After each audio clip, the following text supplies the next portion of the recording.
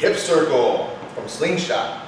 This is my favorite band to use when trying to get the glutes and activate those guys, whether it's before like doing some compound heavy lifts or if you're just trying to isolate the glutes. This is a really good tool for both of those. So we're gonna go over a bunch of different exercises I like to include for these, but first just want to cover a couple quick basics. So like I said, the first couple movements are gonna be more of a warm-up that you would do before you do your heavy lifts. A lot of times you don't have super active glutes. This helps turn them on before you start. Just keep in mind that the whole focus of using this band is usually to activate your glute mid, especially in your external rotators. So whatever you're doing during this, you're never gonna have your knees turn in. You're always gonna try to resist that band that's pulling it in. You're always gonna keep some lateral rotation. So keep that in mind as we go through these exercises. All right, so let's get to it. These are what I would consider a little bit more of the warm-up ones. You can include all these in a circuit as well. So it's up to you. Mix and match these, put them together, do whatever feels good. But this is how you get your glutes fired up, okay? So easy, let's start with some warm-ups. So you just have your squats. We have side-to-side lunges. Do your full side lunges.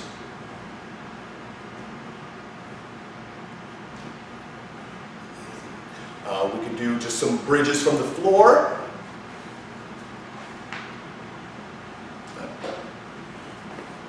Real simple. Pull the legs apart, push through the heels.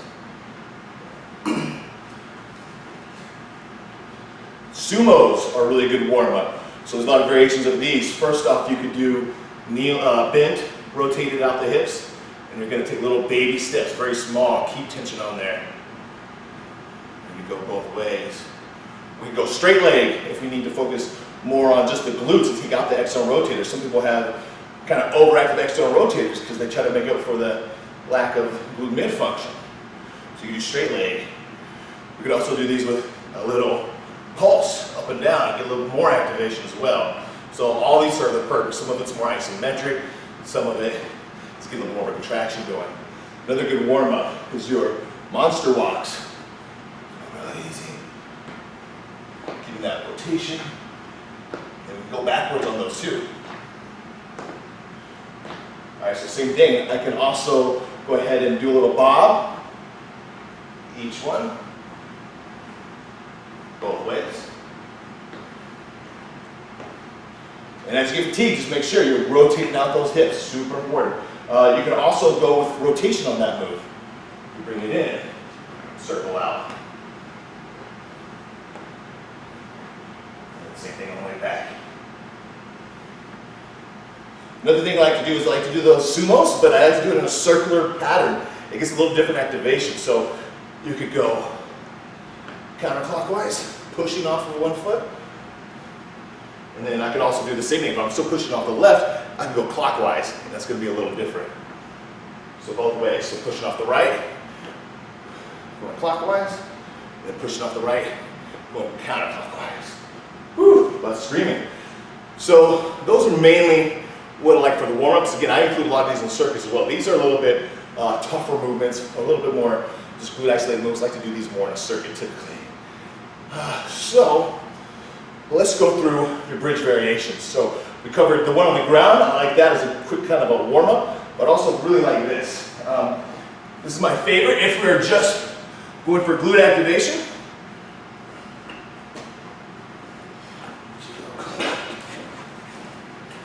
All right. So we're going to really arch the back on the way down. Then on the way up, I'm going to posteriorly tilt and just squeeze the butt and rotate out. And then back to that arch. Rotate out. So I'm not hitting full back extension. I'm just really tucking, squeezing the glutes, and rotating out. Okay? Now we could also do our full one. That's fine too. Just a little different activation. We could go single leg. Could also do these on the ground. So single leg from the ground. Real easy. I have different abductions I can do. So arch your back, lean forward, feet out, toes out, side to side right there. And we can also make this a little tougher as well by doing these against the wall. So I could be there, I'm just gonna abduct from there, get a little quads involved as well. Or if you're really trying to focus on the glute mid, then I like to do them from a bridge position. So I'll get the hips fully extended, and I'm just gonna rotate out, stay up the whole time. So one of my favorite supersets is to do that small post tilt with the rotation, and then to pop up and go right into the abduction, fully extended at the hips. What else do we got? There's another move I like to just include in a lot of random circuits. It's kind of a lunge to a squat. So we gotta always keeping that rotational force.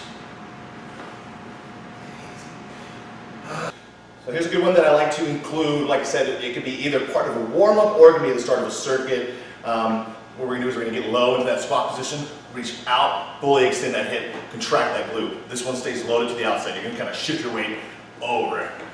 You can go off a time on this, go off a reps, right there, keeping that angle loaded.